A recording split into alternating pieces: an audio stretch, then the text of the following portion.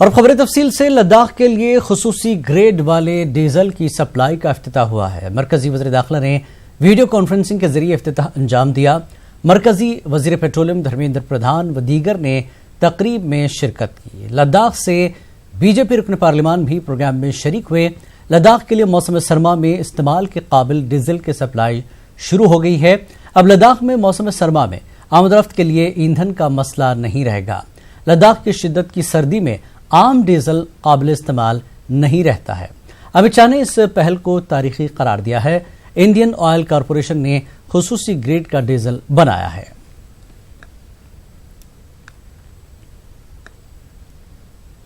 निरंजनी अखाड़े के महंत आशीष गिरी ने खुदकुशी की है। महंत आशीष गिरी ने गोली मारकर खुदकुशी कर ली है। बताया जा रहा है कि लीवर के आर्जे में आशीष गिरी मुब्तला थे और बीमारी से परेशान होकर खुदकुशी करने की वजह बताई जा रही है। डीआईजी और एसएसपी निरंजनी अखाड़ा पहुंचे हैं। वहीं अखाड़ा परिषद के सदर महंत नरेंद्र गिरी भी निरंजनी अखाड़ा में मौजूद रहे। पुलिस मामले की जांच कर रही है।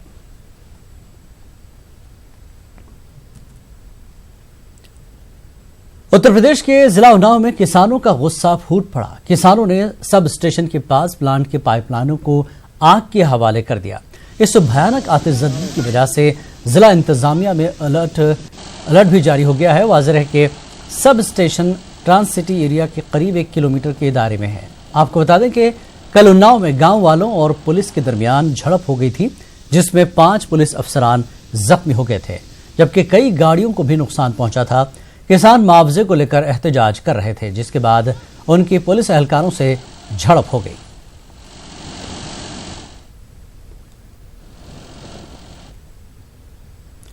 उन्नाव में किसानों के मसले पर प्रियंका गांधी ने ट्वीट किया है। प्रियंका गांधी ने अपने ट्वीट में लिखा कि यूपी में किसानों की सिर्फ तौहीन हो रही है।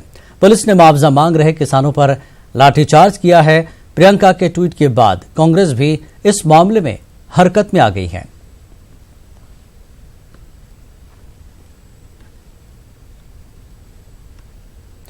और इधर तेलंगाना में काचीगुड़ा ट्रेन हादसे में शदीद जख्मी एमएमटीएस के लोको पायलट चंद्रशेखर की इलाज के दौरान मौत हो गई। हादसे के बाद लोको पायलट कैबिन में फंस गया था। 8 घंटों की तवील जद्दोजहद के बाद पायलट को बाहर निकाला गया था। इन्फेक्शन के बाद 2 दिन कबल लोको पायलट का एक पैर काट दिया गया था। कल रात इलाज के दौरान लोको पायलट चंद्रशेखर की मौत हो गई। डॉक्टर्स ने बताया कि कल रात दिल का दौरा पड़ने से चंद्रशेखर की मौत हो गई है।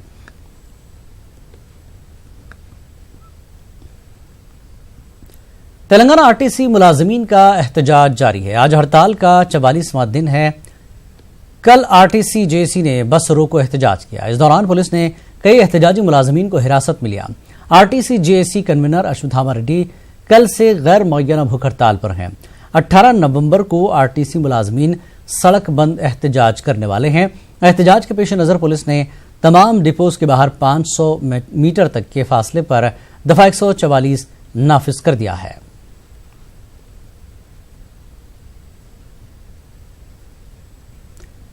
कहते हैं जिंदगी अनमोल है, लेकिन उत्तर प्रदेश के मेरठ में जिंदगी की कीमत सिर्फ 10 रुपए है। जी हां, मेरठ में सिर्फ 10 रुपए के झगड़े में एक दोस्त ने दूसरे दोस्त का कत्ल कर दिया।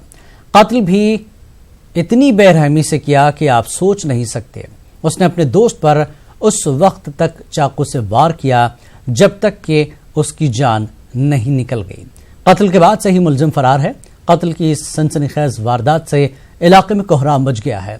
पुलिस फिलहाल मुलजिम की तलाश में जुटी है। नाम का लड़का है, उसका विवाद कलवे से हुआ था कुछ पैसों को लेकर। उसके 50 रुपए थे, वो काम करने गया था, कलवे के साथ काम करने गया था।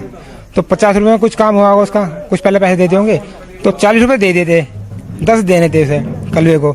तो उस 10 रुपए के ऊपर विवाद हुआ था उनका। फिर क्या हुआ, आपस में इनका विवाद बढ़ गया। वो बंटी जी नाम का जो लड़का था आरोपी, वो चाकू लेकर आ गया। उसने परवीन का मार दिया। अयोध्या में बाबरी मस्जिद राम मंदिर मुतनाज़ा राज़ी मिल्कियत मामले में सुप्रीम कोर्ट के फैसले के बाद आगे की हिकमत अमली तय करने के लिए all India Muslim personal law board की मीटिंग आज लखनऊ में हुई।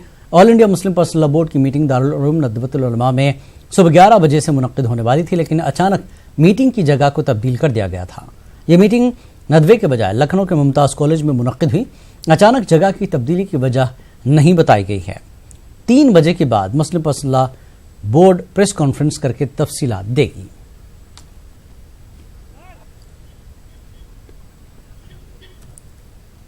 लखनऊ में जो मीटिंग हो रही है ऑल इंडिया मुस्लिम मसला बोर्ड की, उसमें यह है कि सुप्रीम कोर्ट ने जो बाबरी मस्जिद और राम जन्मभूमि के सिलसिले में जो फैसला दिया है, और वो फैसला राम जन्मभूमि के सिलसिले में दिया है, तो इस फैसले को तमाम मुसलमानों ने, हिंदुस्तान के लोगों ने इसका फैसले का वेलकम किया। और मैं तो बधाई देना चाहता हूँ सेंट्रल गवर्नमेंट की और यूपी गवर्नमेंट की, उन्होंने लॉ एंड ऑर्डर को किस तरीके से मेंटेन किया। लेकिन आज जो मसला बोर्ड की मीटिंग चल रही है उसमें यह है कि कहीं ना कहीं संविधान ने उनको एक इजाज़त दी है कि 1 महीने के अंदर अगर वो मुतमईन नहीं है फैसले से तो पुनर्विचार की अपील दायर कर सकते हैं। तो अब ये तो सुप्रीम कोर्ट को एक्सेप्ट करना है कि नहीं करना है, उस पर पुनर्विचार होगा कि नहीं होगा, उनकी अपील मानी जाएगी कि नहीं मानी जाएगी, ये तो कोर्ट का तय करने का काम है। अब जो 5 एकड़ जमीन है उसकी शरई हैसियत क्या होगी, उसमें मस्जिद बन सकती है कि नहीं बन सकती है, इन तमाम चीजों को लेकर मसला बोर्ड की मीटिंग चल रही है। तो हमारा कहना यह है कि अब देखना यह है कि उस तमाम चीजों को कोर्ट एक्सेप्ट करता है कि नहीं करता है, वो तो बात की बात है। अब इन लोगों का फाइनल करने का है कि मुसलमानों की नुमाइंदगी की हैसियत से उन्होंने ये अपील दायर करने की कोशिश की है, जिसमें आज ये डिसाइड होगा। लखनऊ में ऑल इंडिया मुस्लिम मसला बोर्ड की मीटिंग पर बीजेपी लीडर शाहनवाज हुसैन ने रद्दमल का इजहार किया। उन्होंने कहा कि जब कोर्ट का फैसला आया तो फिर किस बात की नजरसानी की अर्जदाश्त की जा रही है। उन्होंने कहा कि अयोध्या फैसला हिंदू मुस्लिम यकजहती की मिसाल है। बातचीत करने के लिए है बीजेपी के राष्ट्रीय प्रवक्ता सैयद शाहनवाज हुसैन साहब। सर, आज मुस्लिम पर्सनल लॉ बोर्ड की मीटिंग चल रही है, उसमें यह तय किया जाना है कि रिव्यू पिटीशन में जाना है या नहीं। आप इस पूरे वाक़े को कैसे देखते हैं? देखिए, अब क्या रिव्यू, जब देश के 130 करोड़ लोगों ने खुशी खुशी के साथ इस निर्णय को सुप्रीम कोर्ट के स्वीकार किया है, पूरे देश में सौहार्द बना है, पूरे देश में भाईचारा बना है, पूरे देश के लोग इकट्ठे एकजुट हुए हैं, इस एकजुटता को बरकरार रहना चाहिए, किसी को इसमें खलल नहीं डालना चाहिए। सर, जो मुख्य जो पक्षकार हैं इकबाल अंसारी, वो कह रहे हैं कि अब रिव्यू में जाने का कोई मतलब ही नहीं है, हमने पहले ही कहा था कि जो फैसला होगा उसको स्वीकार करेंगे। लेकिन अन्य लोग जो डायरेक्ट तौर पर शामिल नहीं हैं, चाहे वो ओवैसी साहब हों या अन्य लोग हों, वो लगातार इस मामले पर अब बयानबाजी कर रहे हैं। देखिए, बयानबाजी करने वाले बयानबाजी करेंगे, लेकिन कोई गंभीरता से मुस्लिम समाज के लोग भी उनको लेने वाले नहीं हैं। देश में अयोध्या एकजुटता का प्रतीक बना है, सौहार्द का प्रतीक बना है, और इसको किसी भी शर्त पर बरकरार रखना है। धन्यवाद हमसे बात करने के लिए। कैमरा पर्सन गौरव सक्सेना के साथ पवन गौर, नेटवर्क 18, दिल्ली। इस पूरे मामले पर आइए बात करते हैं। हमारे साथ हमारे नुमाइंदे तारिक कमर जुड़ चुके हैं। तारिक, मीटिंग खत्म हुई है, क्या कुछ जानकारी निकल कर आई है अभी तक? हाँ, देखिए, अभी अंदर से ये इत्तला मिली है कि मीटिंग आखिरी मराहिल में है और बस अनकरीब ही मतलब ख़त्म हो गई है। कुछ उलमाए किराम बाहर भी निकले हैं, लेकिन कुछ जो पर्सनल डिस्कशन एक दूसरे से है वो अभी चल रहा है अंदर। ताहम यह है कि अभी तक ये वाज़ेह नहीं किया गया है कि क्या कुछ फैसला किया गया है, जिसका बाकायदा इजहार 3:30 बजे का टाइम दिया है जो प्रेस कॉन्फ्रेंस के जरिए किया जाएगा। लेकिन आपको ये बता दें कि कवी इम्कानात यही हैं, जो खबरें आ रही हैं मुख्तलिफ ज़राए से और अंदर से मोतबर लोगों के हवाले से, तो उसके नतीजे में हम ये कह सकते हैं कि इन लोगों ने पूरा मूड बना लिया है कि ये अदालत उज़्मा का रुख करेंगे एक बार फिर नजर खतानी की दरख्वास्त को लेकर। तो देखिए, ये मामला किसी हद तक साफ होता नजर आ रहा है, लेकिन हम भी चाहते यही है कि जब तक बाकायदा तौर पर ऐलान न कर दिया जाए तब तक इसको हम इस जवाब नहीं रखते हैं, इस मौक़िफ़ में नहीं है कि अपने तौर पर ये बता दें कि हाँ ये बाकायदा तौर पर रुख कर रहे हैं ये लोग। तो देखिए, बता दूं आपको मैं कि बहुत अहम दिन इस हवाले से है कि जो कुछ तनकीदें की जा रही थी उसमें कमी आई है। और ये भी बता दूं आपको मैं कि जिस वक्त ज़फ़रयाब जिलानी ने सुप्रीम कोर्ट से बाहर निकल के ये कहा था कि हम नजर ख़सानी के लिए जाएंगे, तो उस वक्त ज़फ़रयाब जिलानी कहीं ना कहीं इस मुहाज़ पर अकेले नजर आते थे, लेकिन जैसे जैसे वक्त गुजरा है उनके साथ आवाज़ें बढ़ी हैं। ओवैसी उनके साथ पहले से थे, लेकिन कल भी हमने देखा कि अल इमाम वेलफेयर एसोसिएशन ने बाकायदा तौर पर इसको प्रेशर बनाया है, मुख्तलिफ तंजीमों ने प्रेशर बनाया है कि आप अदालत उज़्मा का रुख कीजिए, क्योंकि शरीयत का अपना जवाज़ है। और देखिए, मुस्लिम पर्सनल लॉ बोर्ड जो शरई मसाइल को टैकल करता रहा है, उसको देखता है, तो उसका भी मानना यही है कि शरीयत के तहफ़्फ़ुज़ के लिए अगर आईन और दस्तूर ने कोई बाकायदा जवाब पेश किया है, कोई हक दिया है, तो उसको क्यों ना अवेल किया जाए, उसका क्यों ना फायदा उठाया जाए। तो देखिए नतीजा क्या होगा, रिजेक्ट हो जाती है या इस पर नजरसानी बाकायदा होती है, ये फैसला तो सुप्रीम कोर्ट को करना है। ताहम जो शरीयत के अंदर जवाब मौजूद है उसके पेश नजर अभी तक जो इम्कानात रोशन है वो यही है कि ये लोग बाकायदा तौर पर उसका रुख करेंगे और उसके बाद ही कोई आइंदा मुस्तकबिल की हिकमत अमली वदा की जाएगी। जिलानी जी तारिक, एक चीज तो ये है कि रिव्यू में जाएंगे, रिव्यू अपील होगी दोबारा से पिटिशन दायर। दूसरा ये है 5 एकड़ को लेकर भी काफी बातें हो रही है, नहीं चाहिए, बनना चाहिए कि नहीं बनना चाहिए। क्या इम्कानात है कि इस पर भी इस मीटिंग में कुछ न कुछ बात हुई होगी? बहुत अहम सवाल है जिलानी आपका जो, और इस पर ज़रूर बात होगी, क्योंकि देखिए शरीयत के जो तकाजे हैं उन्हीं के पेश नज़र all India Muslim personal law board ने मुदाखलत की है और अब उनको ये देखना है कि शरीयत का जवाज़ क्या है। अगर मस्जिद की जो जगह थी वहाँ से दूसरे मुकाम पर मस्जिद के लिए जगह दी जाती है तो क्या वहाँ पर शरीयत के अहकामात है कि मस्जिद तामीर की जाए या उस जगह को अवेल करने के लिए शरीयत के क्या तकाजे हैं, उस पर ये लोग गौर करेंगे। तो अब देखने की बात यही है कि वो जगह लेना और न लेना ये फैसला जो है बिलखुसूस पर्सनल लॉ बोर्ड करेगा, जिसे न बाबरी मस्जिद एक्शन कमेटी करेगी न सुन्नी सेंट्रल वक्फ बोर्ड और दूसरी तंजीमें। हालांकि देखिए जो अहकामात हुए हैं वो सुन्नी सेंट्रल वक्फ बोर्ड के लिए हुए हैं, लेकिन ये फैसला कि वहां पर मस्जिद तामीर हो सकती है नहीं हो सकती है ये शरीयत की रोशनी में सिर्फ और सिर्फ all India Muslim personal law board को देखना है। तो अभी यकीन से नहीं कहा जा सकता कि वो 5 एकड़ जमीन लेनी है या किसी और मुकाम पे लेनी है या उसको छोड़ना है या उसको किसी समाजी काम के लिए उसको मखसूस करना है, तो ये तो फैसला बाद में किया जाएगा। ताहम इस मीटिंग का बहुत अहम मौजू ये भी है कि रिव्यू पिटिशन के लिए जाएं और ये भी बहुत अहम इशू है कि वो मस्जिद के लिए जो जमीन मुख्तस की गई है उसको लिया जाए या नहीं लिया जाए। जिलानी जी बहुत बहुत शुक्रिया तारिक कमर इस जानकारी के लिए। जैसा कि तारिक कमर ने कहा कि मीटिंग तकरीबन खत्म हो चुकी है, लोग बाहर आ चुके हैं, लेकिन तफसीली जानकारी जो Muslim personal law board press conference करके बताएगा तभी पता चलेगा कि क्या कुछ तय हुआ है बोर्ड की मीटिंग में। पार्लियामेंट के सरमाई सेशन का आगाज कल से होने वाला है। पार्लियामेंट की कार्रवाई बेहतर ढंग से चलाई जाए, इसको लेकर स्पीकर ने ऑल पार्टी मीटिंग तलब की थी। इस मीटिंग में तकरीबन सभी जमातों के नुमाइंदे मौजूद थे। अमित शाह, आनंद शर्मा, अनुप्रिया पटेल, राम गोपाल यादव, गुलाम नबी आजाद, चिराग पासवान, रामदास अठावले समेत दीगर कई लीडर मौजूद थे। इस मीटिंग में शिवसेना से कोई नुमाइंदा नहीं पहुंचा था।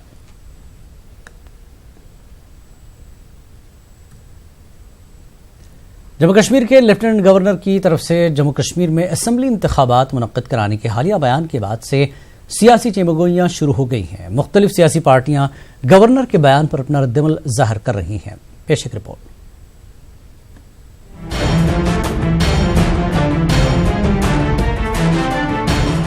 जम्मू कश्मीर में अब सदर राज के निफाज का लगभग 1.5 साल पूरा हुआ है और इस दौरान जम्मू कश्मीर में कई तब्दीलियां देखने को मिली।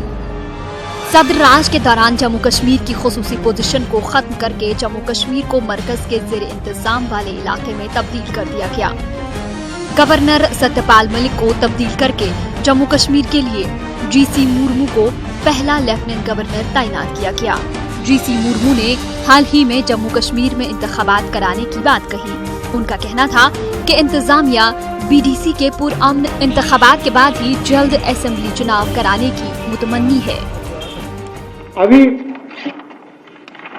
इस प्रदेश में चुनाव भी आएगा, ये केंद्र शासित प्रदेश है, इसके साथ लेजिस्लेचर भी है।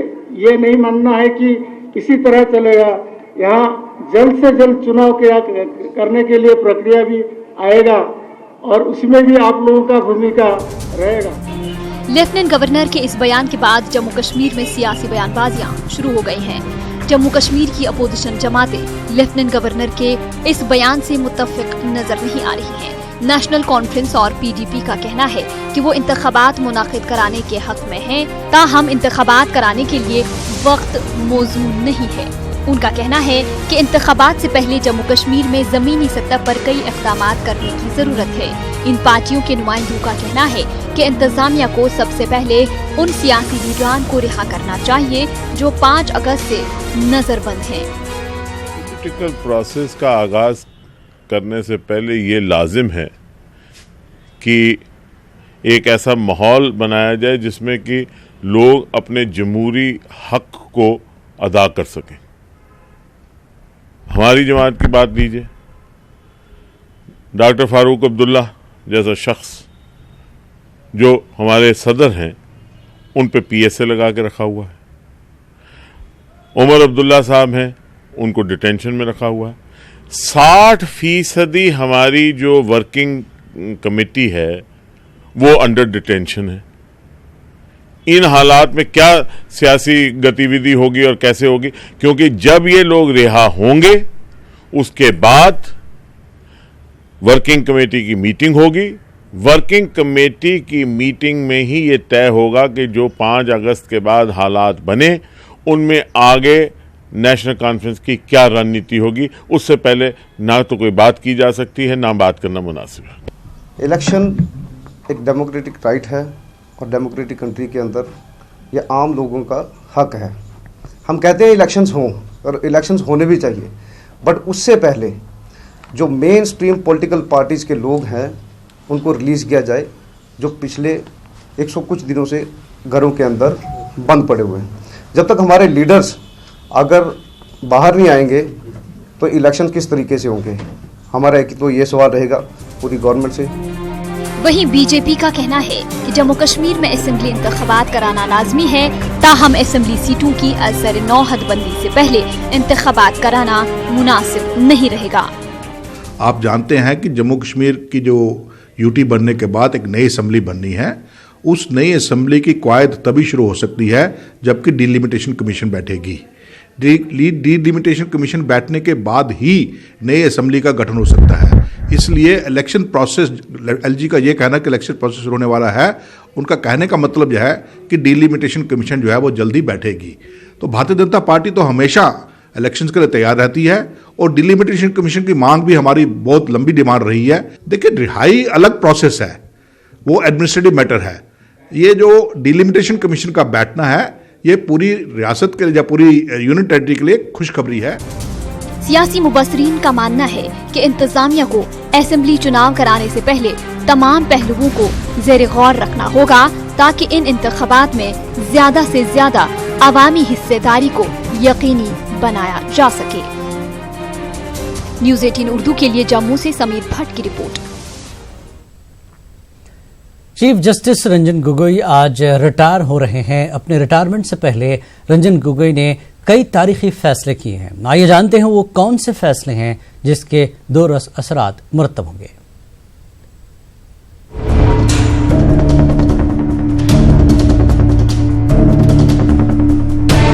चीफ जस्टिस ऑफ इंडिया के तौर पर रंजन गोगोई ने कई तारीखी फैसले किए। इन फैसलों के दूर असरात मुरतब होंगे। इन तारीखी फैसलों में अयोध्या तनाज़े का फैसला काफी अहमियत रखता है।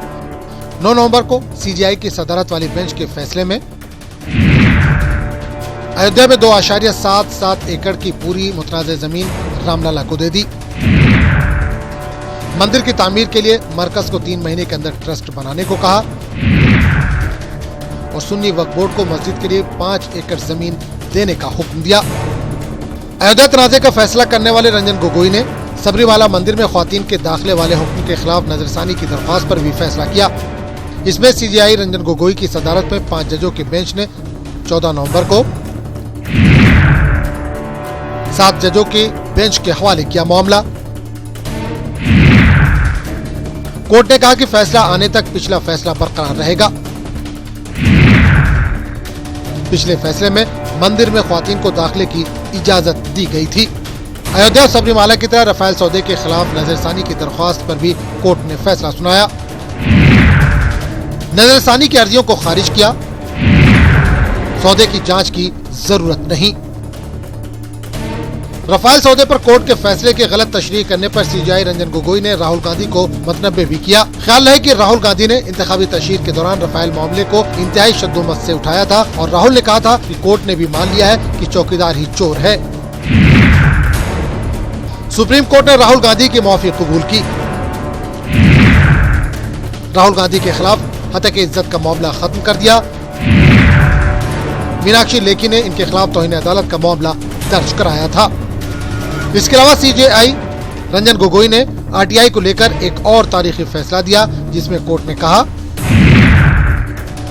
सीजीआई का दफ्तर पब्लिक अथॉरिटी है और अब सीजीआई का दफ्तर भी आरटीआई के तहत आता है। इसमें कोर्ट ने दिल्ली हाई कोर्ट के 2010 के फैसले को बरकरार रखा। Bureau report, news 18 Urdu. Patna के एनएमसीएच में डॉक्टरों की हड़ताल जारी है। दरअसल एक मरीज की मौत के बाद अहले खाना ने डॉक्टरों की पिटाई कर दी, जिसके खिलाफ जूनियर डॉक्टर हड़ताल पर चले गए हैं। जूनियर डॉक्टरों की हड़ताल से मरीजों का बुरा हाल है। अस्पताल में सेहत खदमात मुअत्तल हैं। पूरे मामले पर अस्पताल इंतजामिया खामोश तमाशाई बना हुआ है।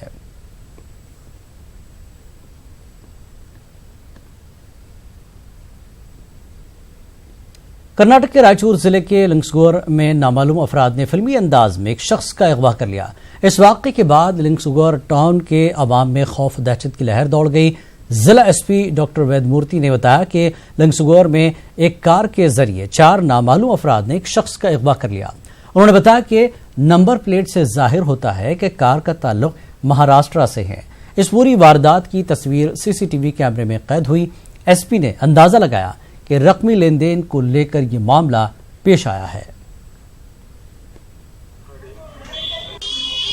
ಈ ದಿವಸ ದಿನಾಂಕ 16/11/2019 ರಾಯಚೂರು ಜಿಲ್ಲೆಯ ಲಿಂಕ್ಸ್ಗೂರು ನಗರದಲ್ಲಿ ಬಸ್ ಸ್ಟ್ಯಾಂಡಲ್ಲಿ ಮಧ್ಯಾಹ್ನ 12:30 ಸುಮಾರು ಯಾರೋ ಒಂದು 4 ಜನ ಒಬ್ಬ ವ್ಯಕ್ತಿ ಜೊತೆ ಮಾತಾಡ್ತಾ ಹಾಗೆ ಆತನ್ನ ಎದುರಿಸಿ ಹೆಗಲ ಮೇಲೆ ಕೈ ಹಾಕೊಂಡು ಮಾತಾಡ್ತಾ ನಂತರದಲ್ಲಿ ಹೆದರಿಸಿ ಆತನ್ನ ಎಳ್ಕೊಂಡು ಕಾರೊಳಗೆ ಕರ್ಕೊಂಡು ಹೋಗ್ತಾರೆ।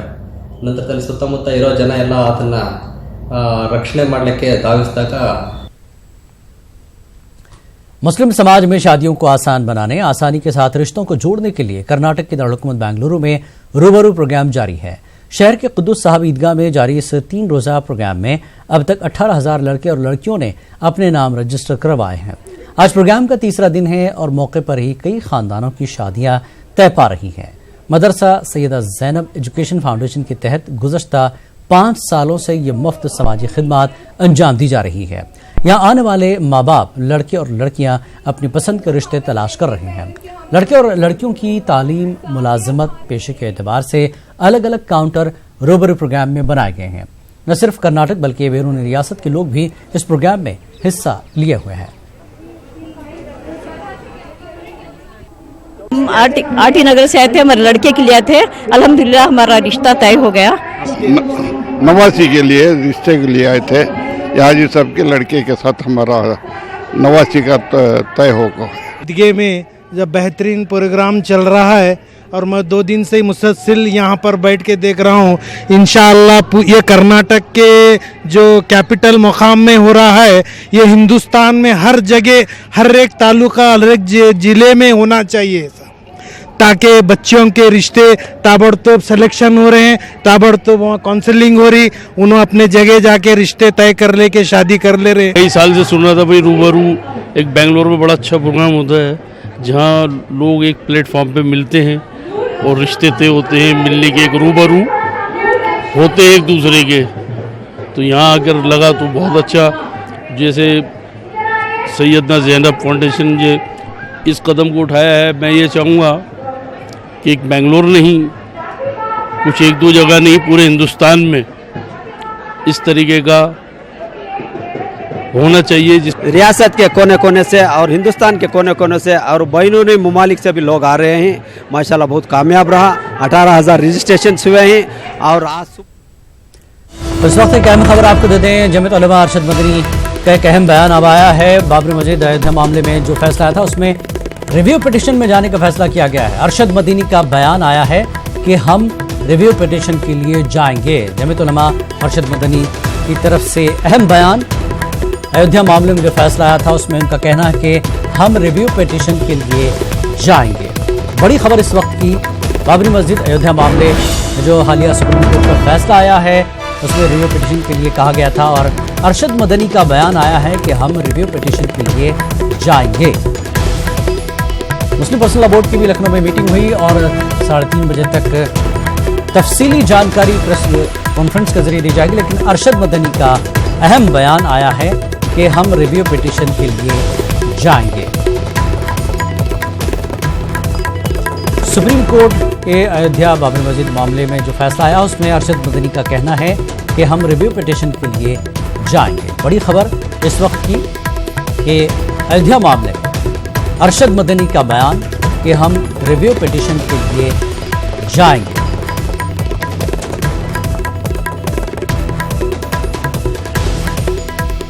फैसले के दिन ही कहा गया था कि हम इस फैसले से मुतमईन नहीं हैं। मुस्लिम पर्सनल बोर्ड की तरफ से भी कहा गया था और अरशद मदनी का बयान अब आया है कि हम रिव्यू पिटीशन के लिए जाएंगे।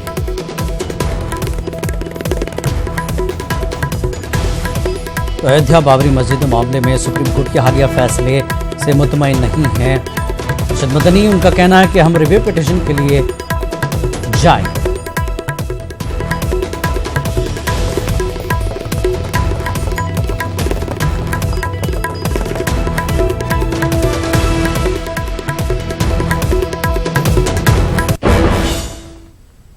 खबरनामे में फिलहाल इतना ही।